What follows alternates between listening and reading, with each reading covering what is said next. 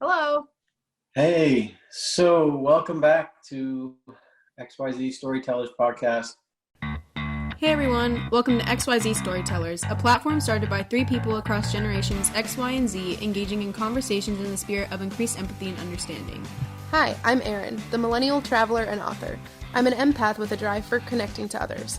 I enjoy singing in the car, eating pints of ice cream, and hanging out with my cat Gimbal.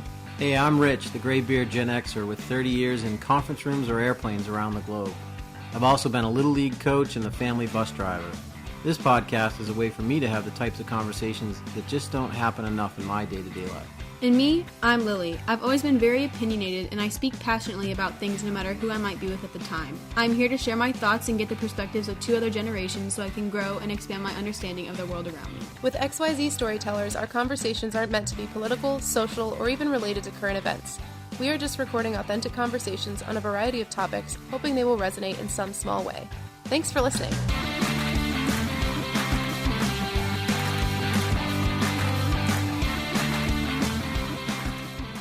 The topic I asked for, so I will offer up that I'm, stepping into this quite carefully, even with the two empathetic and intelligent young women, is gender equality. And the reason it resonates for me is I've seen some things posted.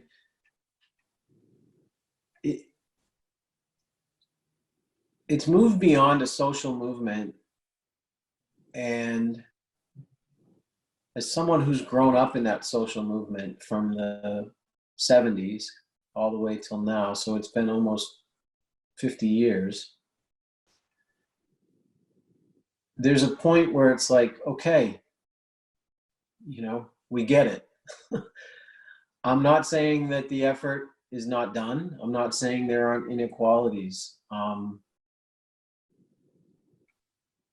The pay disparity is still something to be dealt with, but we have to remember that part of the conversation when this first started was even being able to do certain jobs. The idea of not talking to your daughters in a way that's different from the way you talk to your sons. And I know for me, I never talked to my daughters and said, well, you're a girl, so here's what you need to know. And my sons, you're a boy, so here's what you need to know. So, it's a very personal but sensitive topic. So I just think a good conversation with the two of you is something that would be a first step for me to get an understanding of your take on things, because I know what's inside my head and my heart, but it's a touchy topic to bring up because I am male. Well, I think that the idea of gender equality has kind of evolved since even, the women's movement. I think gender equality is a more umbrella conversation than just, say, feminism. And so I think that this will be an interesting conversation. Well, I have feminine. To me, gender equality is my politically correct way of saying, let's talk about feminism. Okay. Well, because I think that you can talk about gender equality without necessarily talking about, well, where's this train? I don't know. There's a lot of people that feel like the men are on the right side of every equation through the entire discussion. So therefore, gender equality equals feminism. See, when I think gender equality, I think of finding that middle ground for both genders and not just focusing on one voice of the conversation, which is why I consider myself to be more a humanist than a feminist, because feminism has such a tarnished sound to it these days. And so when I think of gender equality, I think of more of the humanist aspect of it rather than the feminist aspect of it. Well, and let's be careful too, because I think when you talk about it from a humanist perspective, you diminish and somewhat neuter the whole point of the conversation. Mhm. The feminist movement is a very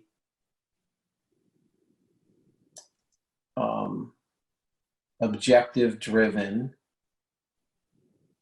visceral thing where there's this need to infuse social justice against injustices that are perpetrated every day. Mhm. And it is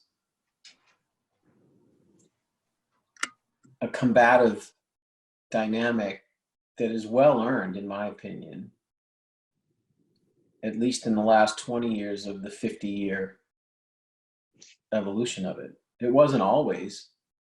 And in some ways, when it was, it needed to be. I would offer that the objective of feminism is done, and now it needs to shift to a conversation about being good humans. Because my generation and my kids' generation have grown up in an environment where the default assumption is that as a male, you are wrong. You are the problem. And so now we have two generations of men who feel like they're on their back foot anytime a conversation comes up around this area.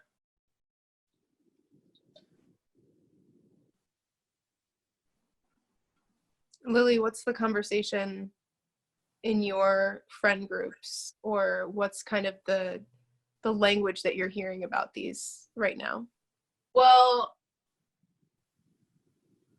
I think in my generation, in my age group right now, feminism is back. It's not like it disappeared, but definitely like your generation and older generations, they think feminism means like we hate men, like, oh, men are the problem, like we just need to like we're being oppressed, like we need justice for like all this like oppression. It's definitely evolved, because feminism now, we're not fighting for the right to vote, we're not fighting for the right to own property without our husband's permission. It's not that type of feminism. It's just the type where it's when like everyday life, like whenever I'm talking, like I should get the same, for example, how me and my friends talk about it. When a guy's talking, you're not necessarily more respectful towards him than when a girl's talking, because that's completely like old and outdated, but it's just subconsciously like he just gives off more authority. I don't know, because people just see women as soft and very lighthearted and stuff like that. Not everyone, but that's the type of feminism we're talking about. Like we just want to be treated as equals, even though we have equal rights. It doesn't mean we're treated every day as equal. You know what I mean? Like I what I'm picking up on is like that box that we still feel like we have to fit into. But to the opposite argument, there's a box that men have to fit into. And I think that's why gender equality should not be a conversation about feminism. It should be about both boxes, because either way we stick genders into boxes. That's why there's so much conversation now, particularly about sex versus gender versus identity, is because we've realized that these boxes cannot contain, and I mean, we've known this for a while, but we're admitting it to ourselves and to the rest of the world, that those boxes should not and cannot exist if we want to be truly respectful to how people identify and how people are represented on a regular basis. And so, and that's going into a different kind of weeds conversation, but that's why I think you can't talk about gender equality without also thinking about the impact that the heteronormative male has, as well as all of these women trying to redefine what it means to be feminine, if that makes sense. And that was another part I was going to talk about, is as much as we put women in boxes where it's like you have to be soft-spoken and you have to be agreeable and you have to be very polite all the time to get what you want, men are also put in the box where it's like you have to be strong, you have to push forward, you can't let things like emotions stop you, because like often like that was what people were taught, that's what guys were taught when they were growing up. Not necessarily now, because my generation, like, we're very much not emotional, but we're more open about our emotions, like girls and guys. So I think my generation is finally the generation where people are understanding that feminism has shifted into humanism or gender equality or whatever you want to call it. I feel like it's definitely shifted to where we aren't as much fighting for the right for women. We're just fighting for the equality and the emotional equality for women and men, to just get rid of like the whole boxes, because feminism started out as fighting for women's rights because we needed to, because we were being held back. But now that we have almost the same rights, almost completely the same rights, just besides like the pay gap or whatever, it's moved on to fighting for things like, you know what? Never mind. It's okay. Well, I think where No, you might have been headed there was like, we're still not represented as much as we could be. That's where I felt like you were going. But that's kind of a result of not being taken seriously in some circumstances. So like if you look at Congress, we are not represented to the extent that we should be, considering how much of the population that we are. But part of that results from the continuation of our voices not being taken as seriously, which, and this is an enormous conversation. So, you know, we have an hour, but I don't think we could truly dive into all of the little nitty gritty parts and pieces of gender equality, but we have the equal rights, but the representation is still lacking. Is that kind of where? Yeah.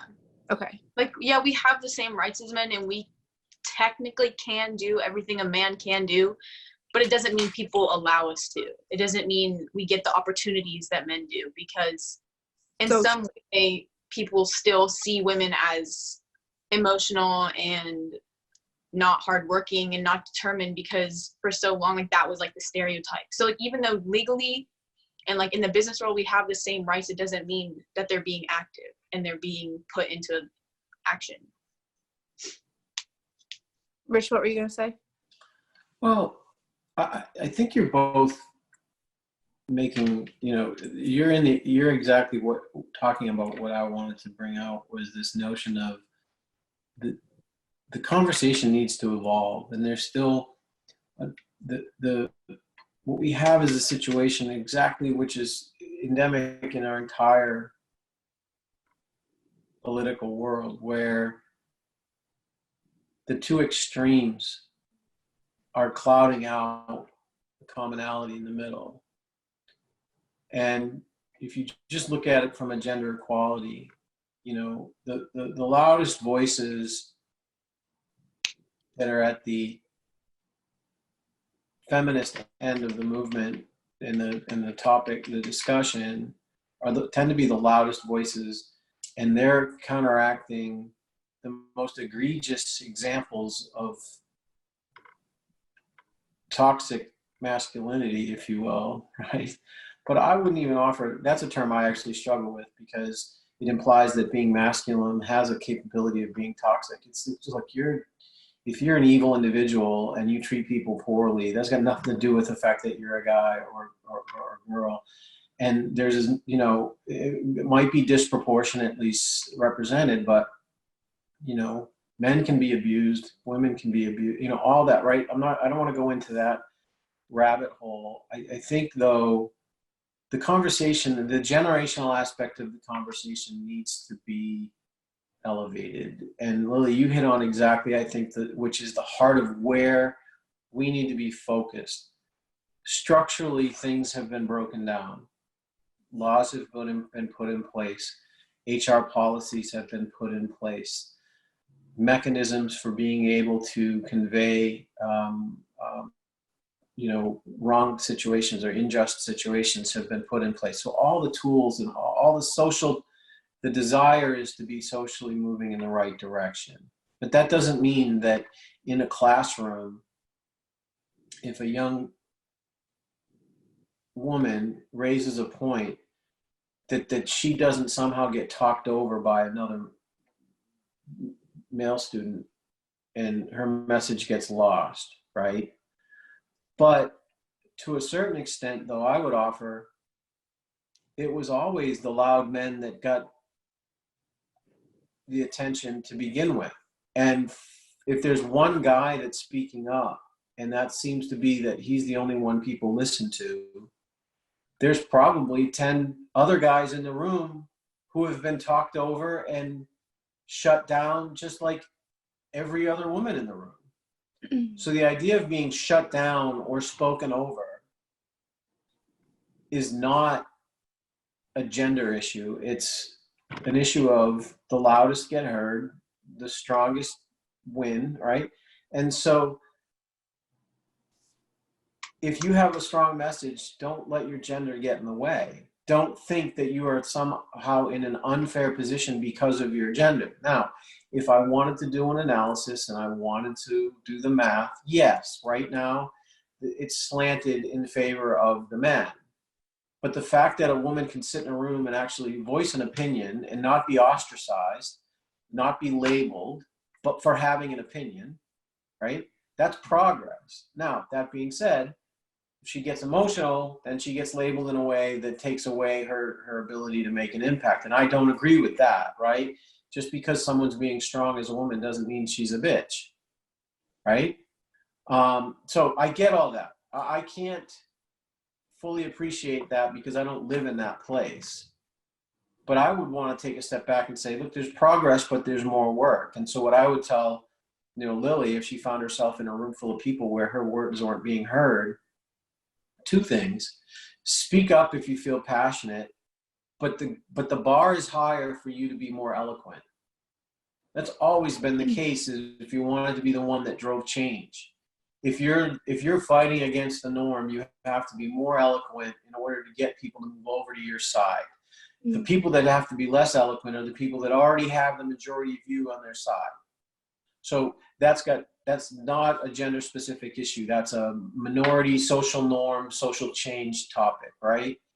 And then the other thing would be, is even if you don't get a chance to speak in that room, that does not invalidate your opinion and does not take away your power. You just didn't maybe convey it or have an opportunity, but don't give up. Keep pushing forward. The sea change is going to happen when thousands and thousands of young women continue to push and continue to realize that they're not going to be turned away. It's not going to be changed by these 2% of the women who shout the loudest and attack men the most and point out all of the worst of the male gender. That's not going to do anything other than cause people to dig in their heels, and especially since 90% of the males that you're shouting at don't behave that way. So if you're trying to create advocates, do it in a way that wants the males to move into your corner and come up with a talk track that you can share and is gender neutral about gender equality. But if you're going to be this combative, or if you're going to say, oh, it's just, hard for me, you're not going to get where you want to go. And again, I'm very sensitive to the fact that as a white male, I am in a very privileged position. But I can tell you, I want nothing more to engage with people who are fighting for the right thing to do as humans. But I will admit that it gets hard for me to do that if the thing I have to wade through and ignore is the bashing of a demographic that I'm a part of. Well, and I think that there's a certain part of the conversation, because there's... And I'm not saying you were bashing, Lily. Sorry, go ahead, Mary. Oh, no, you're fine. It's, you could probably break down the female position into a wide variety of different kind of niches. Because there are certainly a group that play the victim on both sides. Mm-hmm. And with other topics beyond just gender. There are plenty of people who take their situation and they say, well, there's nothing I can do about this because I can't change this one aspect about myself, and therefore everything that happens to me is because of that one thing. And so my hope is that what develops is a recognition of who is authentic in their messaging and authentic in their problems, and who is using it as an excuse, which totally negates the effort towards gender equality. Because when you use something as an excuse, it devalues the argument, or it devalues the efforts that's been putting in towards changing it, because then it's just saying that, well, there's no use in changing it because it's just already existing and it's already ruining our lives, and we can just blame men for everything. And I can't stand that kind of messaging, because it's not productive, and it's not personal development if you look at a problem that way. And so there's the victimhood aspect of it that certainly makes this entire thing much more complex and frankly frustrating to deal with as a woman, because I'm so sick of hearing excuses. Now, some are very valid. And, you hear these stories about women working harder than their male counterparts. They still don't have equal pay. They still don't get the opportunities to climb up the ladder. The men just fly up there and they're still struggling. But I also have to step back and go, is it possible that there's a woman that's saying this, but really isn't actually putting in the effort, but then her male counterparts feel like they're standing on shifting waters or glass or whatever? Because if they said, well, you just need to work a little bit harder, then the feminist argument is used as an excuse rather than a sincere backing. And so there's a layer of complexity to the whole thing that definitely even makes me uncomfortable about the topic, because I feel like as a female, I should be just, no, we're always disrespected and there's no excuse for us not having equal opportunities. But in reality, like every human of every gender, race, background, identity, sex, whatever, that are just lazy, like that's just, or that just aren't as eloquent, as you said, in what they're doing. And I don't think that gender equality should be used as an excuse for why they're not moving forward if they're just not as skilled. And that's my worry, is that the gender equality argument is being used as an excuse for just not being as good at something as someone else is. Awkward silence. Don't know if that was a good comment. No, it was a great comment. It was just, I was letting see if Lily had a reaction. Because I mean, yeah, I was just thinking about what I was going to say, but so I have, both of y'all made a point that I have to make sure I talk about, because I was just thinking about it and I want to make sure I don't skip over it. But when you said, Dad, when you said that, what was it? You used the analogy where you were talking about how a woman can talk and then her male counterpart who's louder and stronger can talk over her, but that also happens to men as well. And like everyone gets talked over and it's just the two people in the room that are the loudest. I agree with that. And I think everyone can be talked over, and I think everyone can be overlooked no matter what their gender is. But at the same time, from personal experience and hearing stories and firsthand, like watching it happen, the quietest guy in the room will still be prioritized over the loudest girl in the room. So although I agree that men can be talked over and everyone at some point is looked over, I think that women still face a higher wall to climb over, because we have to be so loud without being emotional and without looking like we're crazy, because people will take that out of context. But the quietest guy in the room can say something and everyone will shift their attention. And I think that that's why I'm talking about feminism and gender equality, because although men and women share some struggles, women still have to face things head on instead of just going to a different room and talking there instead of talking in that room and being talked over. You know what I mean? There might be a couple extra check boxes that we have to hit in order. no, Yeah. that is extremely valid point. As you were talking, I was thinking, okay, there's gender equality and then there's gender bias, right? And then there's gender mistreatment. And I think those are three different stubborn and societal issues, right? To your point, Lily, you point to a gender bias. Okay, let's put that in one box, right?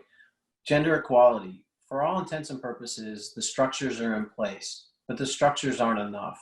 But the structures are in place within which gender equality should happen, absent any other forces. Is that a fair statement?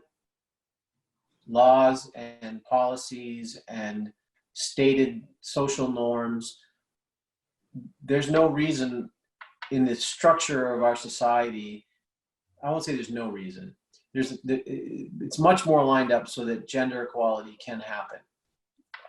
Okay, the fact that it doesn't, that's a different thing. Gender violence or gender, all those things. I think, again, the pendulum has swung to a point where the assumption is that, not the assumption, but the most talked about element is only women get assaulted is most people's norm. They don't even notice or hadn't even contemplated the idea that men get, it's not out of maliciousness. It's just after years and years and years and years of very, very legitimate dialogue around reducing this dynamic, the idea that, and this isn't new. I mean, if you were a man in the 1700s, and I've read some history books and things, if you're a man in the 1700s and your wife beat you, the last thing you could do is admit that your wife beat you, right? So, as much as it's been something that's been the silent epidemic for a lot of generations, it's still a silent epidemic for men. So but it has gotten to a point though now where it's like you're being disingenuous if you're not acknowledging that we're dealing with partner abuse, or we're dealing with domestic violence in a gender-free way. Okay. And so I think that's where I'm struggling, is it's gotten to a point now where, okay, if you're not going to acknowledge the other side of it, you're being disingenuous or self-serving. So that's in the gender violence issue, which I don't want to go into because that's really a difficult and emotional topic. But to your point, Lily, on the one hand, if you're in a classroom full of people and you want to have your opinion heard, and you're right, not in absolute terms, but the strongest and most outspoken woman is not going to be heard as much as the shyest guy. I would offer that there's overlap there. I wouldn't offer that it's definitely, you don't have young women in the room that are speaking out, and that there are certain, the bias though is if a guy speaks, people are going to want to lean in and listen. I get that. But I would offer though, if I tried to get together and have a gathering of male entrepreneurs to talk about what it was like to try and be a successful father, entrepreneur, and business executive, and the challenges that are unique to men, how do you think that would go over? But at the same time, a woman can leave that room and gather together with other women and have a conversation that is exclusive to what it's like to be. And I'm not saying that for histories, those rooms were all male occupied, but in the reality is that I can't carve myself out as a discrete gender and say, I want to get together and talk about how hard it is to be a guy in today's world. Just people are like, are you crazy? I'm not going to that meeting. My wife would kill me, right? But yet, women get together all the time, and that's been a mechanism that has served a very valid purpose for a long time. But, I don't know. This is tough for me, and it's very emotional. You're probably sensing that.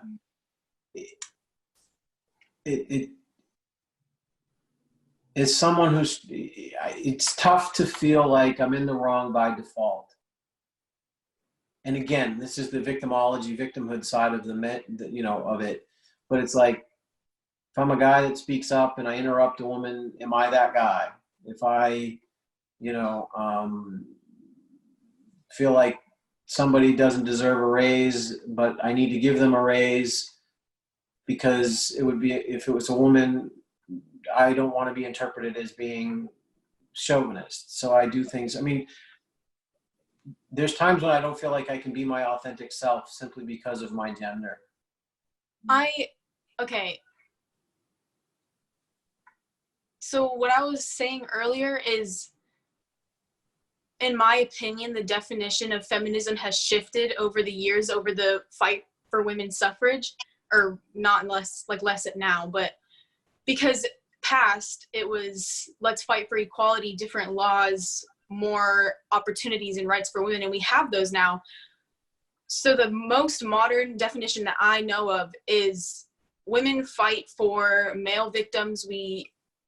They fight for, we believe, the whole conversation around feminism right now is believing victims, no matter who they are, because in past years, you're right, yeah, male victims of abuse and stuff like that, they've been overlooked because we've been so focused on getting equal rights for women. But now that we have them, over the past 5 years or so, the conversation has shifted to where it's, okay, let's believe everyone, because we understand that male victims do exist and they have been looked over and they have been suffering and they can't talk to anyone. And that's mostly what the fight is about right now. Not the fight, but the argument that people are trying to make is, let's fight for everyone. But it's from a feminist point of view, because some people have such a negative view on feminism. They think everything we stand for is against men. But recent years, it's shifted to everyone. And so when you talk about you in a room and you think, oh, this person doesn't deserve a raise, and she happens to be a woman, we can, not we, me personally, but people can tell if you're being disingenuous or not. So if you truly believe she does not deserve the raise, most people are going to be able to tell, okay, she probably just didn't work hard enough, and that's on her, and that's because she just truly did not deserve it. But at the same time, there's other situations where you can truly tell that someone is just being completely gender biased and they just think she's a woman, she cannot do this. So when you talk about that, I think that you're right. And I think that some people have that point of view where it's like, okay, well, he's just being gender biased and he just thinks that because she's a woman, she can't do it. And I understand why you think that, because it's happened. And I think that some feminists who claim to be feminists hate all men and they think men are the problem, but they're not. But then there's the true definition of feminism, and there's the true people who truly in their heart believe in equality for everyone, and they know whenever you're being gender biased or not.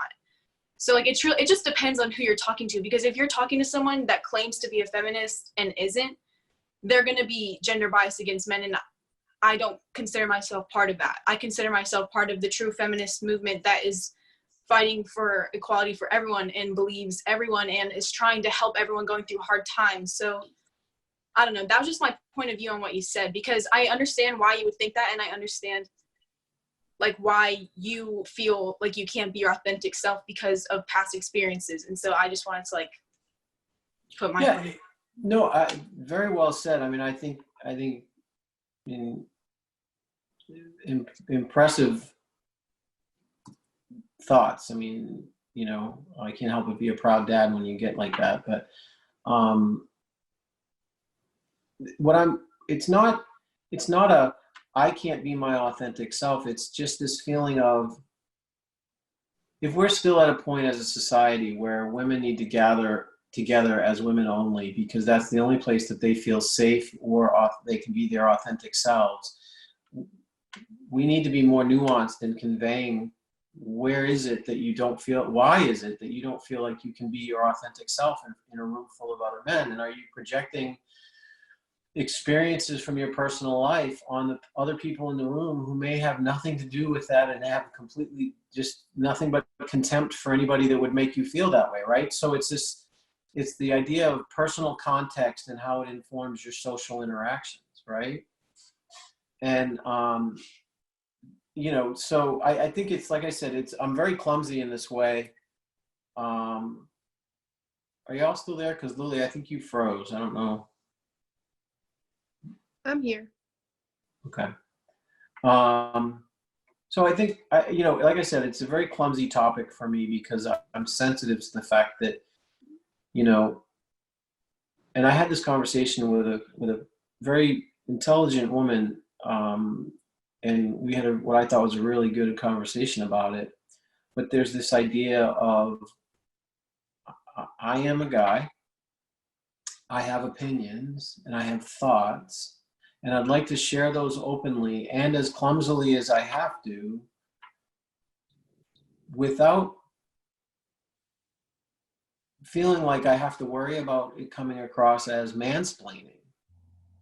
I've shared very, very personal emotions at times in conversations, and I've been called out and goes, well, you're just mansplaining. I'm like, no, I'm actually just sharing my thoughts. I didn't, I wasn't representing men by saying this.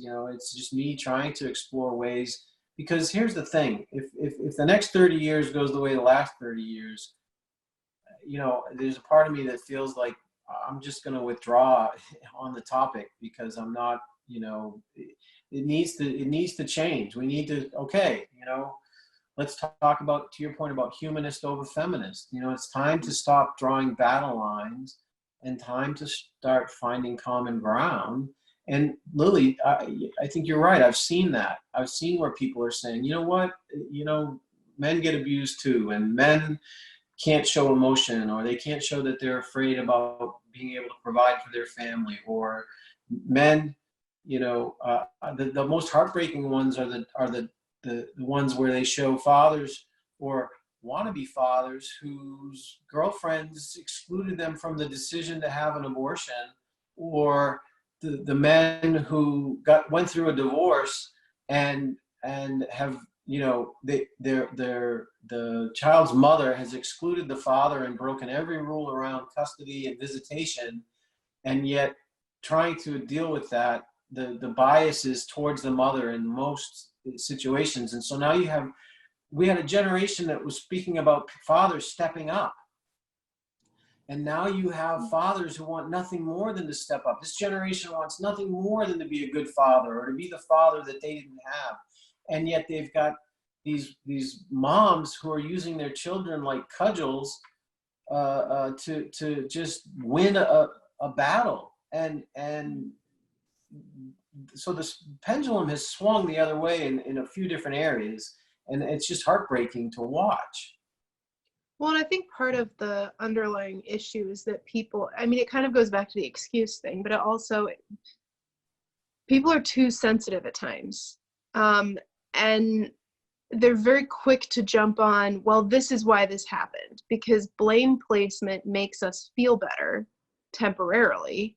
I think of one issue that, for a variety of different reasons, I won't give all of the details, but there was an incident at one of the places that I worked where, and this branches into race as well. And I do want to acknowledge that this episode is about gender equality. Race would be a completely other topic in terms of equality. So I do want to acknowledge that that's a thought that's going through my head, but it's just not the focus right now. So this is, and as having men and women on this, we can have a gender conversation. I think as three Caucasians, it would be hard for us to have a race. We definitely cannot have a conversation about race, right? Not with the right people on the screen. It wouldn't be appropriate to cover that part of this equality conversation. So I do just want to have a guest. I would be happy, but we would need to bring in a guest to make sure that all realities are represented. Yes. Yeah. So that having been acknowledged, the issue that was at hand was a safety issue, and it was made into a racial issue to the point where it went viral. It was on the news. It was excessively talked about, when all that happened was that she, as a mother, broke a safety rule in a public establishment that put her kids at risk. And when confronted by a different race, she took that as a racial offense. And it blew up into something that was completely unnecessary, considering that if you look at the facts, she put her kids at risk. And I think that we live in a society where our first conclusion is that it is personally offensive, that we're being attacked, that it's the color of our skin, that it's our gender, and we go online and we rant about it. And it just continues this perception that we are all victims of every situation, completely negating the fact that she had a responsibility in that moment to protect her children, and she failed to do so, and it was brought to attention. And so I think there is that aspect of I don't know if we're looking for a reason to be angry, or if we're looking for a reason to just walk away from our responsibility of being a decent human being. But I think there's this huge issue of we just need to be good people. And that would get rid of so many of the issues that we have if we just put our full effort into our work, if we refrain from making ourselves the victims and treat people with respect and view people as humans rather than a specific gender or race or religion or whatever. That would get rid of a lot of the issues that we have. But for some reason, we're hooked on the attention of being a victim in a place where you can get online, you can post a story about it, and you'll get millions of thousands of comments of people saying, oh my gosh, I'm so sorry, this is so unfair. And don't get me wrong, some of these stories are valid. I would hope that a majority of them are. But I get on Facebook all the time of people just looking for attention, and you can tell it's not genuine, and you can tell that it's not authentic. And it further prolongs the problems that we're dealing with, because the less authentic we are about what we're struggling with, the more it just reinforces that we're okay with it because we get some kind of attention or conversation out of it. Does that Yeah, there's a couple layers in here that I wanted to comment on. Yeah. I think you're right, though. I mean, I think people, the idea of us getting more easily offended, I think that's true in a very general sense. But I would offer a couple of thoughts. And again, we're not going to get into racial conversation, but I would offer that if this is a person of color that was treating a child or not doing something, I would offer that probably is a situation that parent is more likely to have people tell them what they're doing wrong as a parent from people of the other race pretty frequently. And so they're informed by that experience to think that this comment coming to them is not about the well-being of the child, but about the failure of the parent. And the willingness to express that opinion comes from a place of privilege. What race and privilege. So I would offer that as a prism for that exchange, and that it doesn't make if the person genuinely was concerned about the child and that one person would have said the same thing, whether that parent was a minority or not, that could very well have been the case. But it doesn't invalidate the fact that the minority individual of color may have had someone telling them things all the time. So, I mean, I think there's a layer there that you can't decouple. But your point about victimhood is a valid one. And I struggle with that because I try to convey my feelings about this gender equality topic from a place of empathy and authenticity, and yet at the same time, I've lived a life of privilege, right? So I can't always decouple my own privilege from my thinking, and I just think that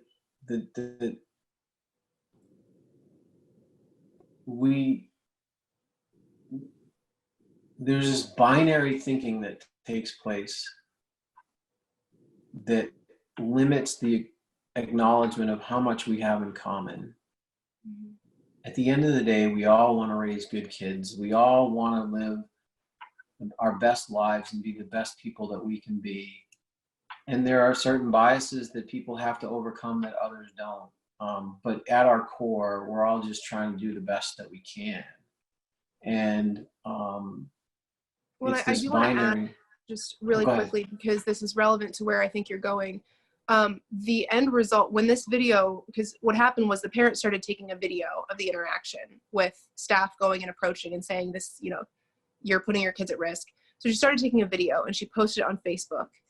And the end result was this viral video then attacking the staff member who walked into the situation and tried to address it. And all of a sudden people were attacking this staff member for her race, for her gender. And so it flipped the script to where you had someone who was personally they were taking offense for their race, now making something go viral and purposely starting a conversation about how horrible that other person is. And that just totally, that to me is an attention tool rather than a meaningful conversation tool. And so that's where I think the conversation gets frustrating. Is it's one thing to point out a flaw in our system and in our society and have a meaningful and productive conversation about it versus I'm offended, so I'm going to turn this around and offend you. And this girl, I mean, the staff member who approached this parent, by the way, was probably a teenager. There was no reason for her to be attacked so maliciously online by a bunch of strangers for doing her job. And so I think it adds another layer of complexity. But I think what the danger zone that we're getting into as a society is it's okay to feel offended by something, but let's have a conversation about it and figure out why it happened. Maybe we could have a conversation about, okay, has this maybe happened to this parent before? Because you make a very valid point, and that prism that you presented is maybe she's been criticized by people before, and that was her immediate reaction. But then let's have that conversation instead of we're going to ignore any of the reasons why I took this video viral and just attack someone else instead. That's where we're really getting ourselves into some problems as a society because we're not actually having the conversation. We're just yelling at each other. And that just is not productive. Well, but for the technology, that would have been a small disagreement amongst three people in a community that resolved itself and was dealt with in that community. So there's a certain element of it, which is the voyeurism or the extrapolation that takes place. It's like, you know what? You know, for me, well, first off, just like watching the news. I mean, I can't watch the news. I can't watch and see all the reports of every different murder and every different car wreck and every different tragedy and everything. So, you know, you have to tune that out. And there's a part of it, and I think this is where Lily's generation is probably getting better at it. My guess is that, and Lily, I'm only saying this to see what your response is, because again, it's about understanding the different generational mindsets. But if what you outlined in that second part is the reason that thing went viral, is that probably went viral with older people. Whereas with the younger folks, they probably saw it as the thirsty post that it was, and they went, this is coming from a disingenuous place, I'm not even, and they clicked right past it, and they didn't even get into it. Not because the content wasn't important, not because there wasn't a social issue they had an opinion on, but because the reason it was posted was for a reason that I'm not going to endorse. So Lily, I don't know, can you comment on that? Yeah, so you said it was posted on Facebook? Mm-hmm. I think a couple different places, but primarily Facebook was where it was going really insane. So the way I see it, well, first of all, my generation doesn't really use Facebook. We have it to keep in touch with family, to get tagged in photos. We don't really do it to do everyday things on Facebook. So when you said Facebook, I immediately thought of parents and older people and grandparents and stuff like that sharing their opinions, because they know that no one can truly confront them about it. But in my generation, we although the anonymous factor is still there with the whole social media thing, we know that it's just not worth it, because at the same time, when you comment on something that you feel strongly about and all the comments are just, how do I say, it's just people ranting to get their opinion out, they're not actually trying to say anything. I think my generation has learned that you're not actually going to get anywhere. So although we do have our opinions, the most we would do is talk about it with our friends or our family and show them the video and have a conversation about it. We wouldn't necessarily comment on it, because leaving comments on something doesn't actually do anything unless you're replying. So the way that I see it is, yeah, you can comment on it, but all you're going to do is have people like your post or thumbs down your comment. So you're not really getting anywhere by commenting on it. You're just adding to what you would see as the problem. So when I see something that I have a strong opinion about online, I just show my friends and I'm like, oh, like watch this. And then we talk about it and then I move on and that's it. Because if I get something out of it and I have a conversation about it instead of commenting, I feel like that's more meaningful and important, because at least I know that I'm actually having my opinions heard instead of just scrolled past and like liked and like, you know what I mean? So I kind of, with that, the latest Super Bowl debacle, that's all that's on my social media right now, is people posting about this halftime show. And I see that a lot of just like, I'm going to throw some word vomit at you about how I feel about this video. And I myself did it because I found this really great article that I liked enough to repost and say, hey, you should read this because I think that this has a valid point. To which a couple different people commented. And in fact, one person commented and I replied, and then all of a sudden that comment was gone. And I was like, okay, well, that's not at all what I wanted to have happen. Like, if you were going to have a conversation about it, then let's continue it, but you deleted it. So now it doesn't exist anymore. So speak to that a little bit, because I don't know what you saw on social media about that. Actually, I did not see anything. Like, from TikTok to Instagram to Twitter, I did not see one thing about the Super Bowl scandal. Like, I didn't even know it was a problem, because when I watched it, all I saw was Shakira and J-Lo. I thought they were really good performers, and I was like, wow, like that was so cool. Like, I can tell that they practiced and it looked really good. I had no thought in my head where I was like, oh, I'm gonna go wear that out to the grocery store. Like, I'm gonna start stripping. Like, I'm gonna start like like selling like pictures online. Like, I did not see any of that in my head when I watched the Super Bowl, so I didn't even know it was a problem. And then I got to my 4th period English class, and my teacher like was talking about it, not her like opinion, but she was like, yeah, did y'all hear about the Super Bowl? Like that's so crazy. Like, they're hating on J-Lo and Shakira. And I was like, yeah, like that's weird. I was like, I didn't even know about that until just now. So I definitely think that's still just a mindset of like modesty and like staying like a good influence for younger generations, because the way I see it is, I can understand why they're concerned for their kids seeing that, and I can understand why they wouldn't want their kids to watch that. But at the same time, your kids aren't going to watch that and be like, oh yeah, like they're not going to see that and be like, oh, let me go wear that right now. Like, mom, can you buy me an outfit like that? Like, they know it's a performance. They know that that's a special outfit, and they know that they've been planning this for months. So like, it's not just some casual thing that people do every day. Like, if you see their everyday wear, J-Lo and Shakira, they don't wear stuff like that. That was for the Super Bowl halftime. So I feel like people are just taking it too seriously, and like what you said, people are getting too sensitive and getting offended very easily, because when I was talking about it to my class, everyone had the same opinion, that everyone knew that those were performance outfits and they weren't everyday wear. So I just think, in my opinion, my generation is kind of like not numb, but kind of just like blocks out certain stuff. Yeah, like we're just like over everyone trying to debate every little thing, because we have our opinions and we know what our opinions are. So it doesn't really help us if we debate every little thing on Instagram or Facebook. So, well, and the article that I found was talking about our reactions to those shows are really what matters to kids. The way that we talk about it in front of kids makes a bigger difference than the performance itself. And that's, I think, a great metaphor to a lot of the issues that we face, is how we talk about them influences the younger generations. No, I think that's always been the case for me, is if you take up a day and a half to 2 days talking about how horrified you were and how it's indicative of the social fabric of our country, I mean, you know, all of that has an impact. But if you just turn the channel or offer your kid a snack to get them away from the TV, I mean, whatever, or you just go, yeah, you know, not my cup of tea.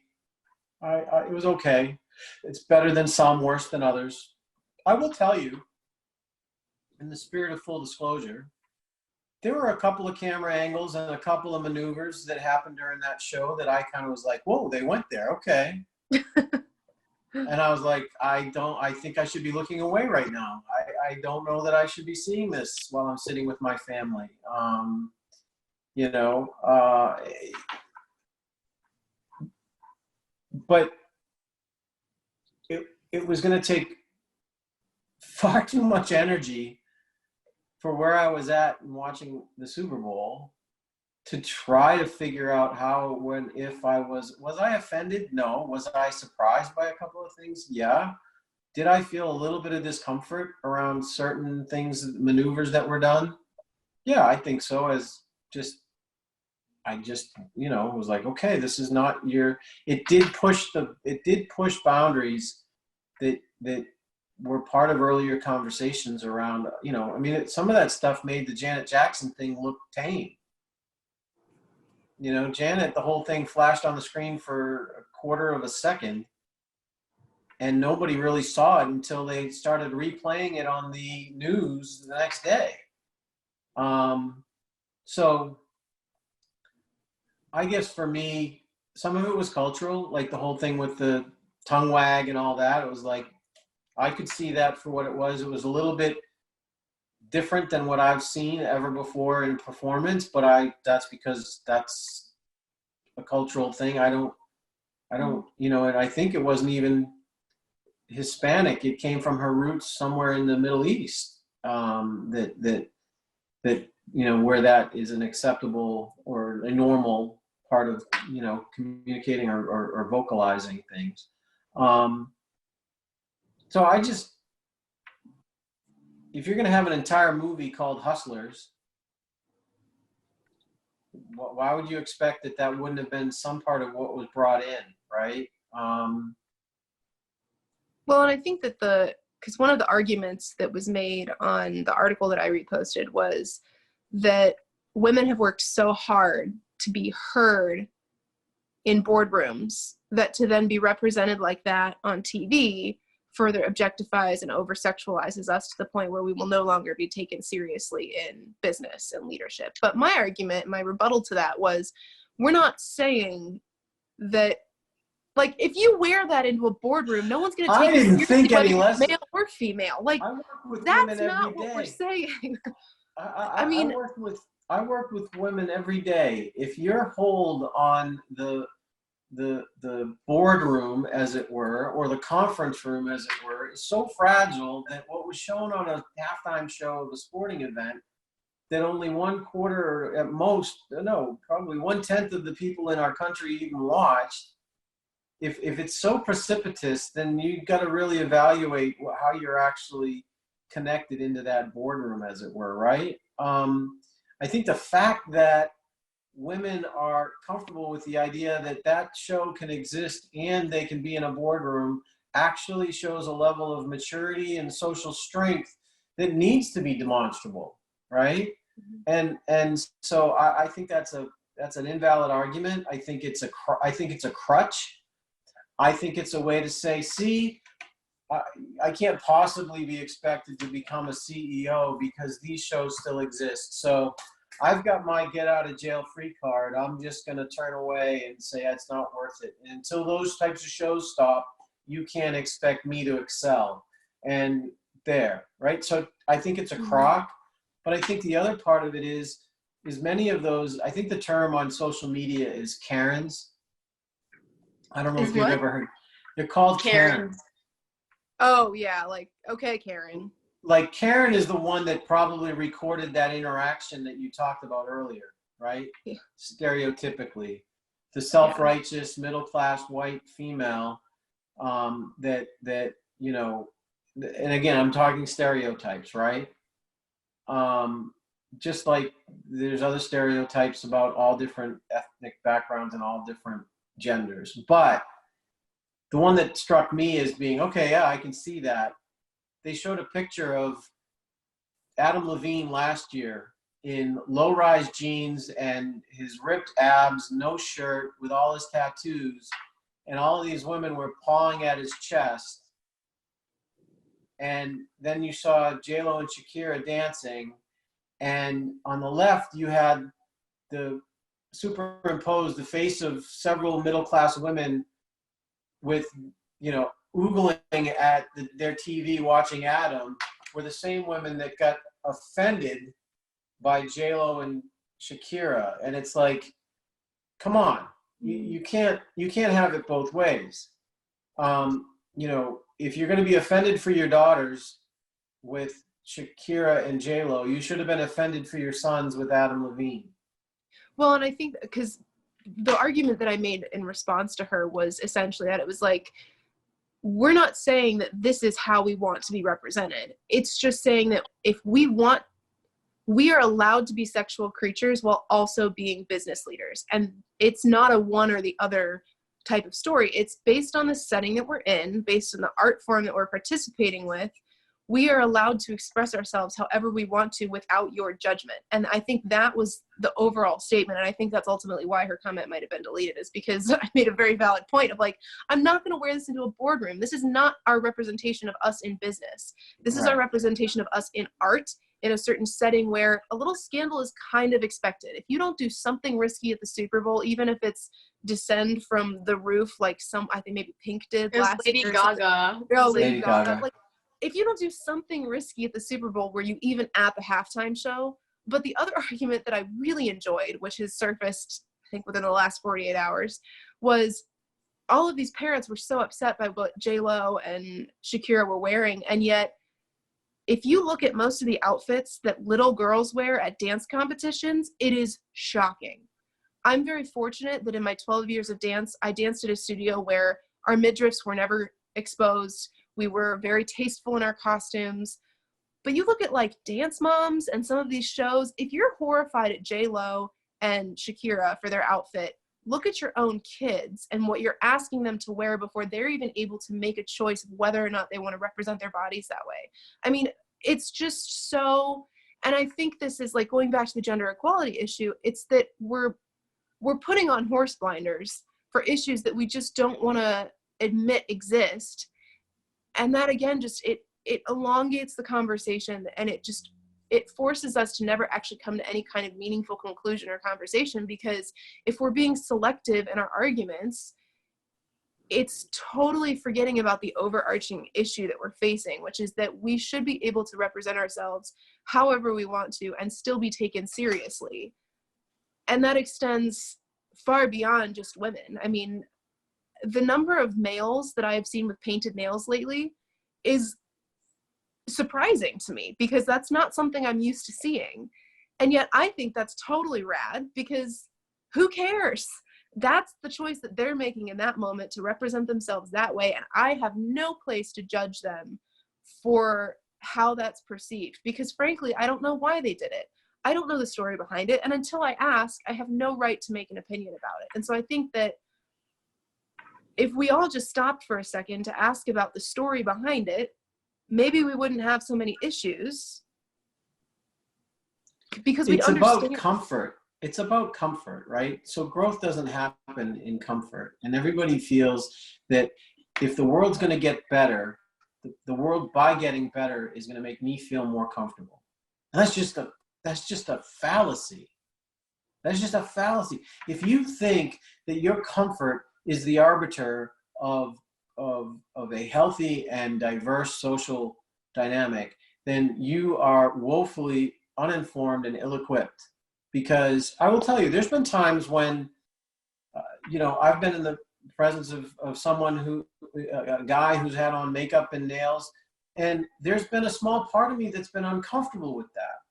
But it's not out of a place of judgment. It's out of a place of, this is unique. This is different. I'm not used to this. And yeah, I do feel a little bit of discomfort in the term of, it's not the norm. Mm-hmm. Not discomfort in, I negatively am judging you. It's like, I just can't get myself to stop looking over at his nails and makeup, and you know what I mean? And it's mm-hmm. like, but it's not a judgment. It's just, this is different. I'm feeling it. My brain and my eyes and everything are all trying to take all of my social norms and my last 50 years of living and kind of go, okay, where does this fit in? It's a curiosity. but it's curiosity, but it's also just, but people view that as going, this, I feel uncomfortable, this is wrong. It's not fair for you to make me feel uncomfortable. And it's like, at the end of the day, your feelings don't matter in that situation. Mm-hmm. Unless someone's grabbing your hands and painting your nails as a guy, mind your own damn business. Walk away. That might be part of the reason that we're not progressing with the level of gender equality conversation that we want to be having right now, is because people automatically assume, just for the simple gesture of like staring at someone. I grew up always being told you can't stare at people. It's rude. It's presumptuous. It's rude. It's judgmental. But I will find myself staring at someone. Like, I was in Panera a couple months ago, and this person was beautiful. They were stunning. I might have told this story in an earlier episode. I can't quite remember who I told this to. They were stunning. And I couldn't figure out how they identified, but to me, it didn't matter. I was staring because they were a beautiful person. And I just wanted to enjoy and admire how gorgeous they were. But then there was that part of me deep down that was like, oh my gosh, what if they look over, they see me staring, and they think that I'm judging or that I'm uncomfortable? And that wasn't why I was looking so frequently, but it was simply because I was just infatuated by how beautiful they were. And so I think there's this simple motion of staring at someone can be perceived as, oh, I'm making them uncomfortable. Oh, they're judging me. Oh, for the same reason that not getting a raise, if you automatically assume that it's because of your gender, or if you're not getting a certain opportunity and you assume that it's because of your gender, I mean, there's a reason that we say assuming makes an ass out of you and me. It's because it's true. And I just think that we all need to stop for a second and think, maybe they're staring at me because they're really curious to know my story. Maybe they're staring at me because they want to ask me something, but they don't have the courage to. And what if we approach those situations with empathy and appreciation for the curiosity or the wonder, rather than saying, why are you staring at me? Like, what's your problem? We just have such a defensive perspective that it shuts down all opportunity for conversation. And so we're not going to progress with gender equality if we don't ask the questions that are on our minds and then be open to different conversation. But that goes, I mean, that's a blanket statement for any societal issue that we have. I think, and I've had this thought a couple of times in other conversations and on my own, it comes down to comfort and discomfort, Mm-hmm. right? So there were times when, at different times of our life's history in the US or even beyond, where your biggest concern was that you're going to be able to have a roof over your head. And then you lived in a climate where you needed to get firewood, or your house was too hot or too cold, so you needed to get some element of climate control. And then you still had to worry about feeding your family, and where were you going to get where you had to hunt the food. And then you had to go to the grocery store. And then there was, well, some grocery stores occasionally would run out of food during storms, and, you know, all of these things. And so we've done such a great job, especially in the US, these first world problem kind of thing, where it's like, I don't have to worry about where I'm going to sleep. I don't have to worry about the fact that I'm going to go from my air-conditioned house to my air-conditioned car. Cars don't break down like they used to, right? Stores don't have problems with shortages and if Walmart doesn't have the food you want, you go right down the street to the other grocery store and you get that. So the idea of comfort and discomfort, very real discomfort, is now to a point where it's like, well, now I am very sensitive and overly sensitive to other areas of my life where that discomfort. I didn't know this, but at one point, one of our presidents or vice president was openly gay in the 1800s. And, well, it was not openly, but it was known in Washington, D.C. that this person was not married for a reason and had a person in their life that was their significant other. And so this whole concept of sexuality being new is not. It's just this idea of judgment and intolerance. And now, was it easy to be gay in that? No. If nothing, it was terrible. It was worse. People were killed. And that still happens today, but it's far different. And, you know, I don't want to go down into that element of sexuality. But my point is, discomfort is growth. right? There's an expression that says the best way to get over, to treat ignorance is to read a book, and the best way to treat racism is to travel. And so when you have people that don't read and don't leave their hometown, is it any wonder that those things persist? I think the challenge in the world today is everybody extrapolates their own experience and they look through that prism. And the reality is I've not walked in someone else's shoes, right? So that mother that got yelled at, I can only imagine why she reacted the way she did. But my guess is that reaction from her was authentic. And the woman who accused the mother of not being a good parent came from a very authentic place. I think, though, there's an element of, you can be authentic, but there's a self-awareness that needs to be layered in there, and an empathy. You use the word empathy several times. Let people be wrong with dignity. And accountability. And I had to actually posted something today. It was talking about the left and the right, politics and everything else. It's like, look, if we just stripped away, get rid of the word free, get rid of the word, if you could just, people could be treated with dignity. And we also acknowledge that there needs to be a level of personal accountability. And then we came together and said, how can we come up with these different things that hold people accountable in a way that's dignified? I think a lot of the binary right-wrong conversations start to melt away, and you start to realize, okay, but I haven't got the first clue how to make that happen, or whether that's even possible given the dynamic in society today. Well, I love that this conversation started with the specifics of gender equality and what gender inequality looks like, and has evolved into really what it should, which is a discussion about our societal behaviors and perspectives and expectations of one another. And I think that if all conversations about inequality as a concept, whether that's racial, religious, gender identity, if that's where the conversation goes, that's going to be far more productive than talking about the nitty gritty.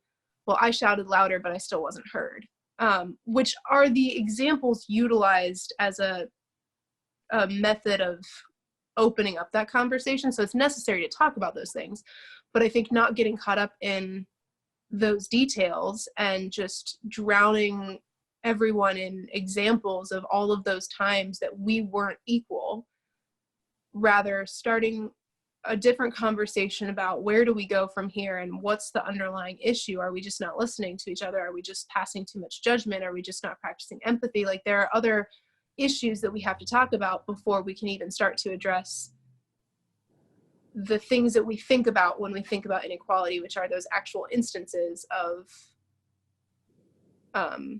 conflict. So I appreciate that this conversation turned from the specifics of what it looks like into the underlying conversations that are happening around it and why those are important to have. For me, if the gender conversation is limited to male perspective, female perspective, I don't think you can solve a three-dimensional problem in a two-dimensional way. And I think the best way to elevate gender equality or the feminist movement is to lift it up and say, I'm only trying to talk to you as one person to another. Mm-hmm. And that there are women who can hinder certain things in their actions, and I as a human want to tell you why I feel, I need to be able to talk to you as a human. Men hinder women from, but let's talk about it at a human level, right? Mm-hmm. I think it's not that you can't solve certain things. I just think you're at a point of diminishing returns right now if it becomes a gender conversation or a feminist or a toxic masculinity. You put people in a situation where someone's right, someone's wrong, someone wins, someone loses. Because it's a sum zero game. Unless you elevate, I talk about, okay, you win, I lose. Let's talk about who's going to get a bigger piece of the pie. Unless we figure out a way to make the pie bigger. And how do we make the pie bigger? We become more human. And we expand what being human and the element of humanity in the conversation. Then the pie gets bigger and everybody wins. Right now, if you just got this is the world I live in today, and we need a bigger piece of it. Well, in order for you to get a bigger piece of it, guess what the other side needs to get? Less of it. Mm-hmm. And when it was, okay, we should each have 50% of the pie. I get 10%, you get 90%. Did you realize you're wrong for getting 90%? Yeah, I really can't argue with that. Maybe we should give you let's give you up to 30. That's better than 10. And I can still get 70 and whatever, right? It's not very threatening to give up a little bit more. But when you get to a point where you're trying to get to, okay, let's talk about the last 5% to get to 50%. It's like, I've been doing nothing since this conversation started but giving up a piece of the pie. Mm-hmm.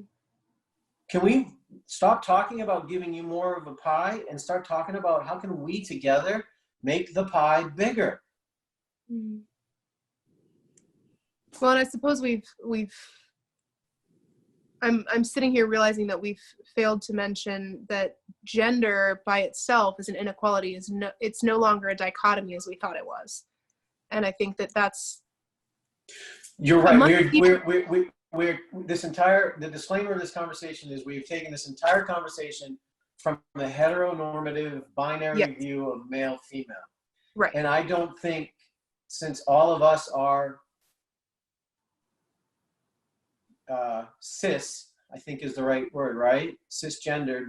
I think, without getting into people's personal lives, my current understanding is that all of us are publicly identified as being, right, heteronormative. Yes. You're right. Again, that takes it from a simple math conversation of binary male, female, and multiplicative of how do we make a bigger pie.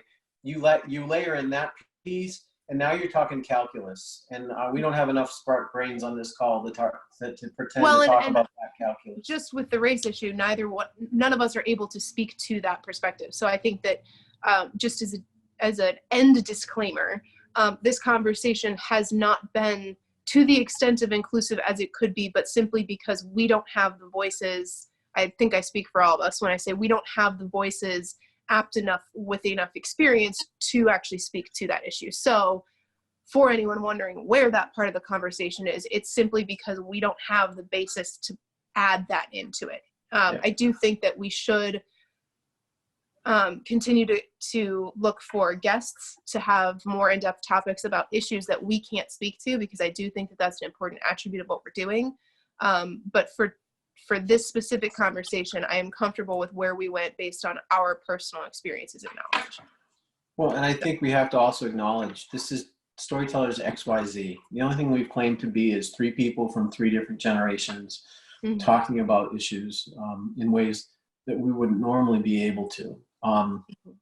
We got into gender because we are representative of 2 different genders. But, I would offer we have to be careful about going into topics that we were never actually trying to get into, right? We're not trying to be a rainbow coalition kind of a conversation. We were just saying, look, there's 3 different generations here, and I don't think there's any element of it has to do with gender. So maybe in some ways, as long as we stay true to how did the different generations view gender, I think we're okay. Mm-hmm. I think if we flip it around or try to take it in a different direction, and we may never go back to this in that regard, because again, we don't want to pretend to be something we're not. Mm-hmm. So I will offer, that's a future conversation that we'll make on our own about what we have and whether we have guests. We've actually debated or discussed the idea of having guests before even today, and we aren't entirely finished that conversation about whether we would add guests to this or not. So Lily, you've gone radio silent. Did you fall asleep over there in your nice comfy bed? My brain is just fried. Like, I can't even think of anything to say. So I'm just listening. Did you enjoy the conversation? No, yeah, I thought it was interesting, and I liked hearing your opinions. I just didn't have anything thoughtful to put in, so I was just listening. Yeah. You get that from your mother. You don't get that from me. I talk way too much. Do you have any kind of last thoughts, Lily? I think what I'm going to comment on is the last part that you were talking about, when it was less gender and more in general just society. I just think that people need to understand that not everyone is out to get them, because I understand where the fear comes from, that they're being judged constantly, because there are very prejudiced people and there are rude people who do make rude comments and do make people feel like they are different and unwelcome. But at the same time, like, you can't just assume everyone is out to get you. Otherwise, there's never going to be any progress. So I think that when someone's staring at you, you shouldn't necessarily be like, why are you staring at me? Stop staring at me. Like, what are you doing? Just smile at them, say hi, keep walking. Like, you shouldn't let it affect you so much to the point where you think everyone is trying to make you out to be someone you're not. So I just think that's my thought on that. I would just say in general, I appreciate each of the unique dynamics between a conversation about feminism versus gender equality versus toxic masculinity. There are, I think, unique attributes to all of those different kinds of niche of conversations. But I think ultimately, I think I still do go back to, and not with the intention of devaluing the feminist conversation or the toxic masculinity conversation. I think looking at everyone as human and coming at it from the humanist perspective is the thing that I personally can do to combat these other issues, is not acknowledging that there's not inequalities, but just doing my best to behave in a way that exhibits equality from where I stand. And I think if we all did that, it would be quite effective. I don't think that we should not have the conversations about all these other details, but I do think that for me personally, acting as a humanist and just simply treating people with respect and listening to every voice, regardless of background or level of experience, is what I can do personally to not further prolong an unequal society. I think for me, the closing thought would be, I just want to be part of the conversation in a way that I feel that people want to understand different perspectives and not get hung up on the who's going to win, who's going to lose, or there's a right way and a wrong way. At the end of the day, I'd like to be a part of a conversation where, it's about becoming better people. And some of that's about becoming better men. Some of that's about becoming better women. But much like the entire genesis of the whole movement was excluding a gender did not create a better society. And there's proven proof in studies beyond studies that diverse and both in ethnicity and in gender, diverse teams are far more effective than monochromatic male-driven teams. Okay, but that doesn't mean that you want to exclude, so you have to have conversations, and you have to have constructive conversations with the people that you're trying to overcome or have change with you, or at some point we have to reach a point where men are involved in the conversation as much as women, provided that everybody in the room is looking to make things better. And I think what's interesting is women are starting to realize that there are some women in the room that aren't necessarily looking to make things better, and you need to be able to see that for what it is. So I think that it's evolving and becoming more nuanced on the female side as well as on the male side. And so I think it's a multi-gender discussion that makes this better. Absolutely. So thank you for the chat, and hopefully, again, I'm on the right side of history on most of these conversations, so I try to be sensitive, but I also want to be part of making it a better, a better thing for all of us. So thank you, ladies. It's always a pleasure to chat with you. Bye. Bye.